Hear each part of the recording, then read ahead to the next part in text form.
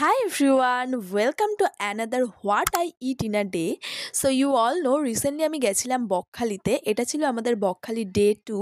So সেদিন আমি সারা দিনে কি খাওয়া দাওয়া করেছিলাম সেটাই আজকে তোমাদের সাথে শেয়ার করব। So let's start. তো আগের দিন রাত্রেবেলা আমি এই পিঙ্ক কালারের বিঙ্গোটা কিনেছিলাম because it's pink, why not.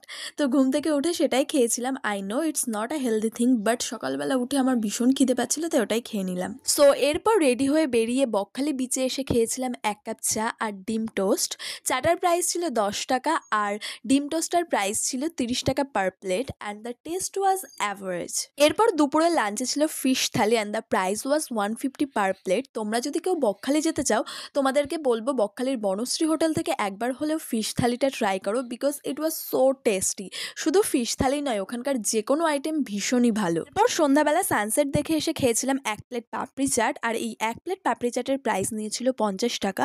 আর রাতের ডিনারটা আমরা এখান থেকেই প্যাক করে নিয়েছিলাম। ডিনারে এটা হচ্ছে লোটে ফ্রাই, এটা হচ্ছে চিংড়ি ফ্রাই, এটা চিংড়ির কারি, এটাও লোটে ফ্রাই, এটা হচ্ছে কাঁকড়া, এটাও চিংড়ি ফ্রাই, এটা রুটি, এটা তড়কা। এরপর ডিনার শেষ করে সবাই মিলে উনো খেলতে বসে গেলাম and that's it for today. Tata.